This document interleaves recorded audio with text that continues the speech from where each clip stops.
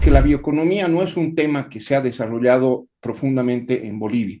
Sí se ha hecho en otras latitudes y tiene una data de aproximadamente desde 1913, donde el botánico inglés Hermann Reinheimer introduce por primera vez los términos de la evolución por la cooperación bioeconómica y en consecuencia ahí se hizo la introducción del concepto de la simbiogénesis, que como ustedes van a ver tiene mucha relación con lo que es la biología molecular y varios otros aspectos que se contextualizan dentro de la biología. Entre 1935 y 1960 aparece una importante rama de la economía que es la economía ecológica. Y en esto intervienen dos personajes que son muy destacados. Uno es Herman Daly, que es considerado como el padre de la economía ecológica, y a su vez Georgescu Roegen, que también se introdujo en este ámbito. Ambos dos fueron muy críticos con los modelos clásicos y neoclásicos económicos por su linealidad, y lo que ellos hicieron inclusive fue desarrollar un nuevo concepto para los que son economistas, salirse de la productividad marginal del capital y del trabajo e incluir lo que es la productividad ecológica. Es así que llegando a mí, desde 1961 hasta 1970, aparece otro gran investigador como es Sterling Brackett, de la escuela de New Hampshire y de Hanover, donde él define a la bioeconomía como la ciencia de la sobrevivencia. En esas épocas ya habían varios investigadores, como es el informe Meadows, donde los esposos Meadows y otros destacados científicos avisoraban de que la economía en general podía quebrantarse por el uso intensivo de recursos y que a veces son estos recursos limitados, y se decía en unos 50 años o en un tiempo próximo a este periodo, el mundo puede desaparecer. Entonces, ahí es que Sterling Brackett dice, hay 8 principios que tenemos que recoger en la bioeconomía. El primero es la supervivencia, el segundo es la energía, que es vida y riqueza, luego viene la física y la entropía, la competencia de los seres humanos por los recursos con otras especies, los sistemas de vida, los reguladores de la población, la cultura, la tecnología, la capacidad de transporte, y en sí todos estos 8 principios van a redundar el trabajo de quien ha sido considerado el padre de la bioeconomía, como es Georgescu Roegen. Él habló de las 4 leyes de la termodinámica y se centró en la segunda ley porque él decía que debe existir una baja entropía para impulsar un modelo productivo no lineal. Eso significaba que empezó él a destacar lo que era la circularidad de los procesos productivos. Y ahí podemos decir de que Roegen marca una línea divisoria entre lo que ha sido la ciencia o el academicismo ligado a la bioeconomía, donde se ve que había una multidisciplinariedad, porque de hecho Roegen era economista, era biólogo, era matemático, era físico, y varios de los personajes que han venido transitando en este proceso se han enmarcado en lo que es un análisis complejo. Ya cuando se institucionaliza la bioeconomía, ahí aparecen organismos internacionales como la Unión Europea, donde se introduce la biología molecular. La OCDE apadrina la biotecnología. El Global Bioeconomy Summit agarra e incluye la innovación tecnológica o las TICs, y otros organismos conocidos en la actualidad como son el ICA, la FAO, la CEPAL y muchos otros empiezan a hablar de una información multisectorial. Se va mapeando que la bioeconomía puede incidir en casi todos los sectores productivos, y por eso es que esa institucionalización empieza a cobrar fuerza. ¿A través de qué? De un financiamiento que se llamó el Alcoenet, donde se definieron los famosos senderos de la bioeconomía.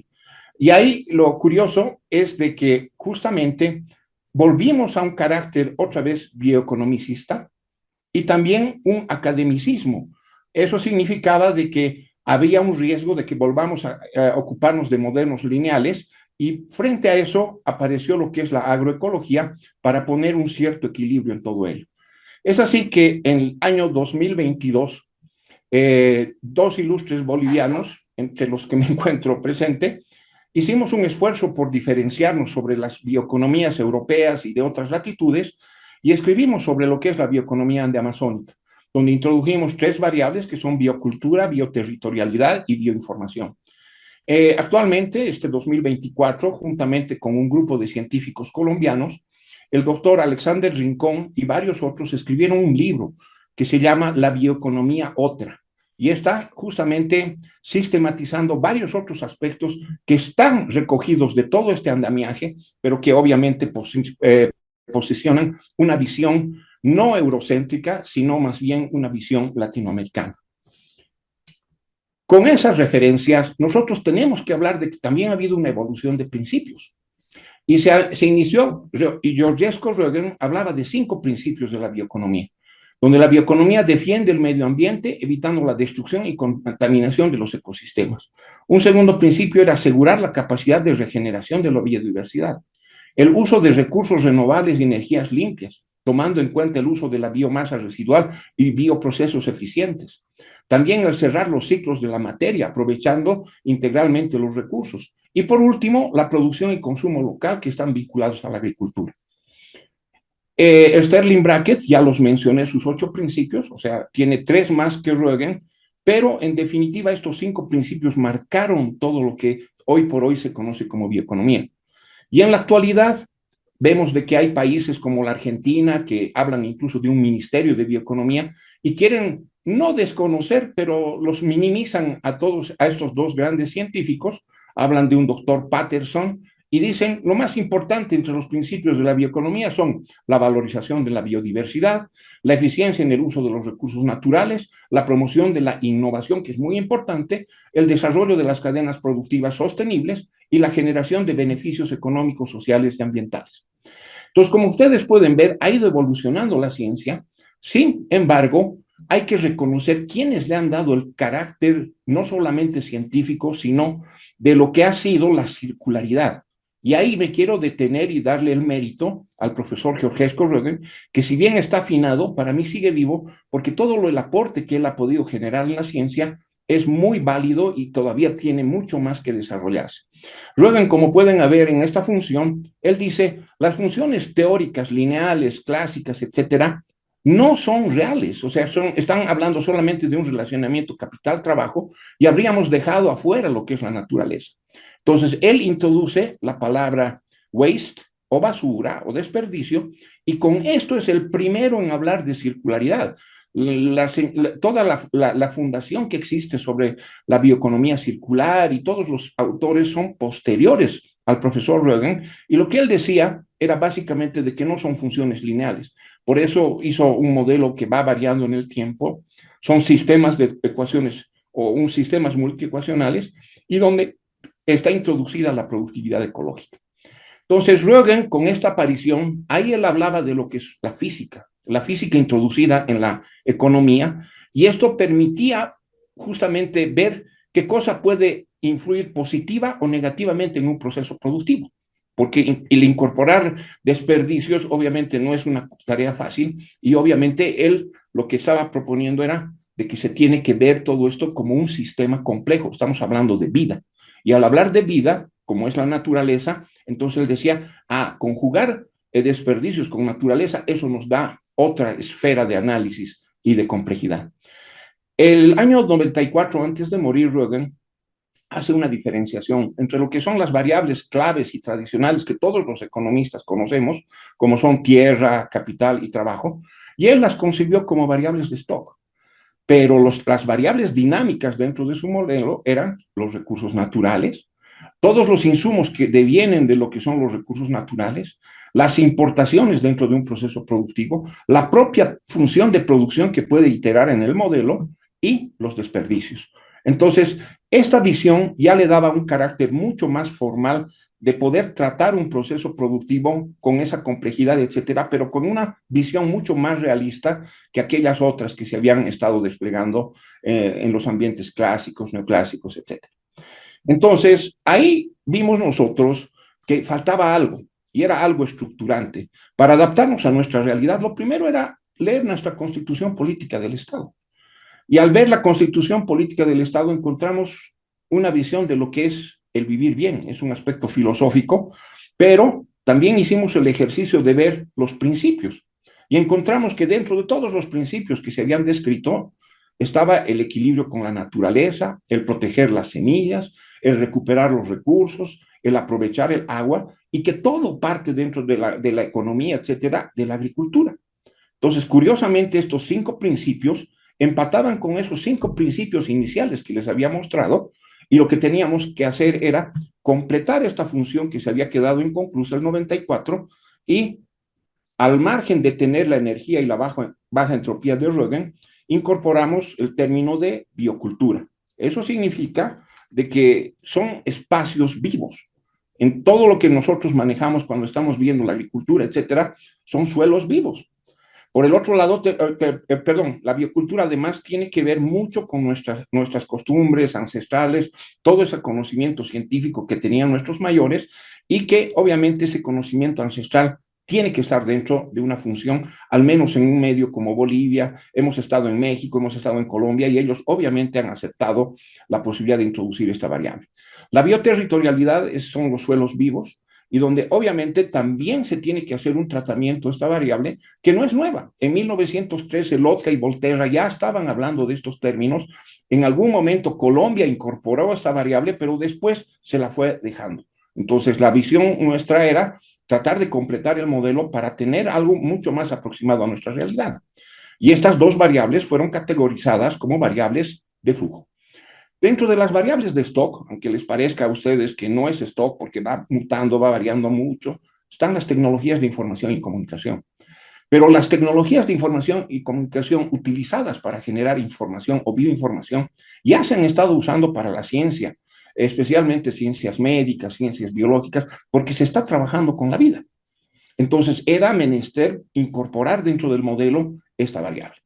Entonces, ¿por qué les hago toda esta introducción? Porque nosotros como país, y al menos en el ambiente científico, con varios colegas, hemos sintetizado la evolución conceptual de principios y el modelo de bioeconomía. Para nosotros es un disruptivo paradigma productivo, no lineal, que reincorpora el uso de recursos biológicos renovables y otras actividades económicas, apoyados en la ciencia, tecnología e invenciones para generar bioproductos y bioservicios que parten del agro, y luego con avances tecnológicos y multidisciplinarios se cubre la mayoría de los rubros y sectores, aprovechando el reciclaje de la biomasa residual de propios procesos productivos. Es integral y sostenible, incorporando la biocultura, bioterritorialidad y bioinformación, que garantizan el respeto a la naturaleza y a la biodiversidad, pero con un enfoque holístico. Eso nos ha permitido justamente tener la oportunidad de participar en varios foros internacionales, y justamente agradezco la oportunidad que se me haya dado para esta vez integrar todas estas definiciones de bioeconomía con lo que es la gestión forestal. Para ello me voy a permitir utilizar una definición que ha sustentado la FAO como que es un proceso de planificación y ejecución de prácticas para la administración y uso de los bosques y otros terrenos arbolados, orientado a cumplir con objetivos ambientales, económicos, sociales y culturales específicos. ¿Por qué hemos tomado esta definición? Porque en la mayoría de las definiciones bioeconómicas, la parte cultural, al menos en Europa, en Asia y en otras latitudes, estaba ausente. Y si nos damos cuenta, la FAO, cuando habla de gestión forestal, incluye, incorpora y reconoce la importancia de esta variable. Hay un tema que es de fondo, todos estamos inmersos dentro de la problemática mundial, y el cambio climático nos afecta a todos. Está traducido en fenómenos anómalos, niño, niña y otros que inciden en todos los países del orbe, y que en muchos casos están devastando regiones, ya sea por exceso de calor, frentes fríos extremos, inundaciones, tsunamis y otros fenómenos que cada vez son más frecuentes. Pero ¿por qué queremos ligar esto con el tema forestal? El tema forestal es clave para poder mitigar, adaptarnos, etcétera, a este problema de cambio climático. Y adicionalmente, la problemática ambiental y forestal precisa de políticas equilibradas, de inversiones de impacto. ¿Para qué? Para poder incidir en la solución de un problema gravitante como es el cambio climático. Bueno, la Universidad Mayor de San Andrés ha estado trabajando distintos temas vinculados con la gestión forestal y de biodiversidad desde por lo menos hace 40 años atrás, ¿no? O sea, es un tema, digamos, muy importante el que usted menciona, cuál sería la necesidad de contemplar esto como un conjunto de eh, digamos, un marco teórico que en realidad, como bien ha mencionado el doctor Quiroga, ya nace desde que tiene por lo menos 80 años de vigencia, ¿no? Sin embargo, en nuestro país estos elementos se han ido, digamos, incorporando a través principalmente del desarrollo del potencial económico de los recursos de biodiversidad, ¿no?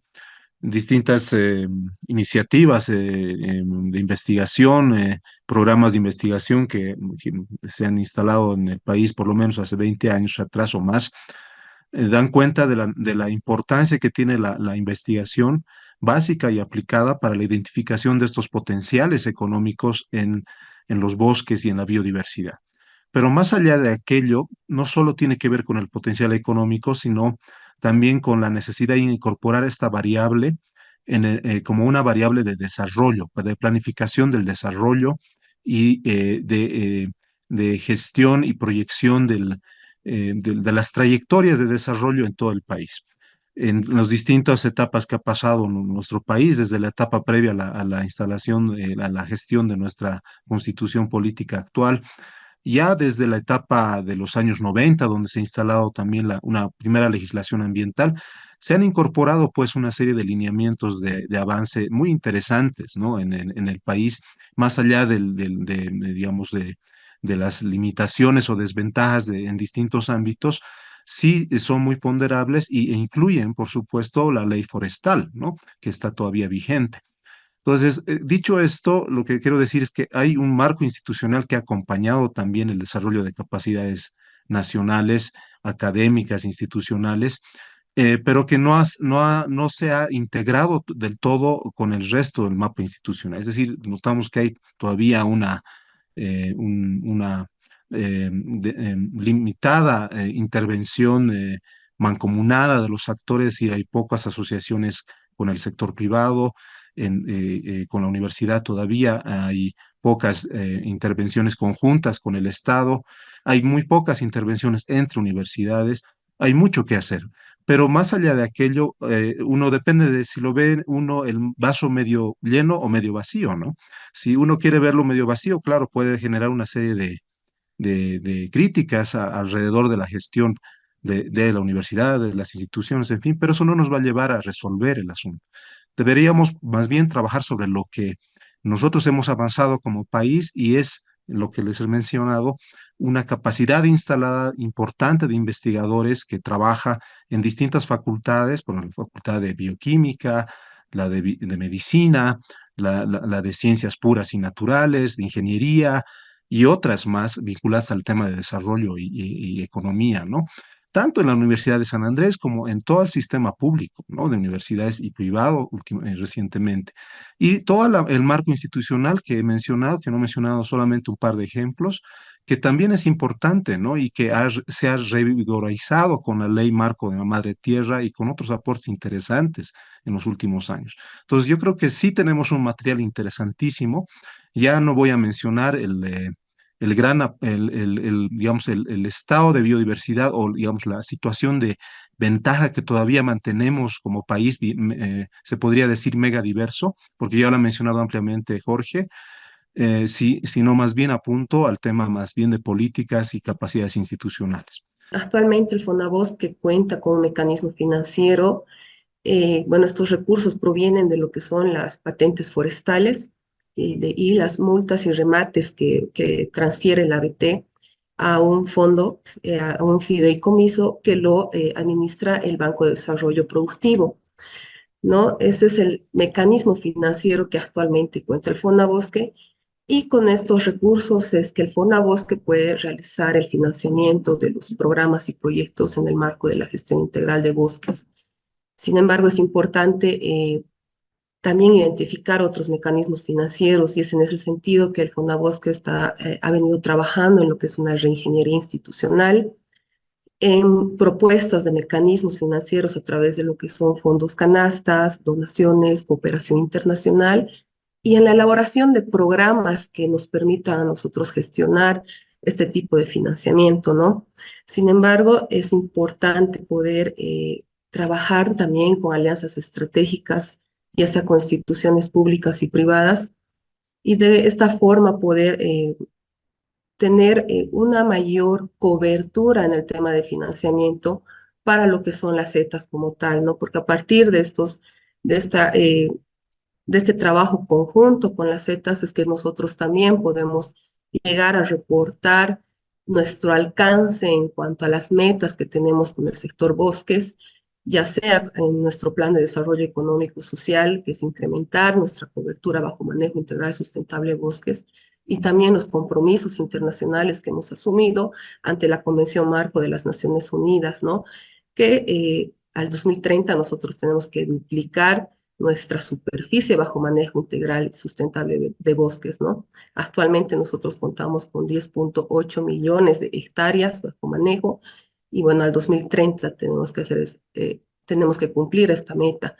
Es en ese sentido que Fonabosque, viendo las metas que tenemos como país, está identificando estas acciones y también algo que podríamos rescatar de este Fonabosque es una fortaleza que se tiene, que es que el Fonabosque está vigente desde el 2014, ya tiene toda una estructura, capital humano especializado, una infraestructura, un equipamiento que garantiza un uso eficaz de los recursos de manera transparente hacia lo que venimos trabajando, que son en estos proyectos de manejo integral y poder lograr cumplir con las metas, ¿no?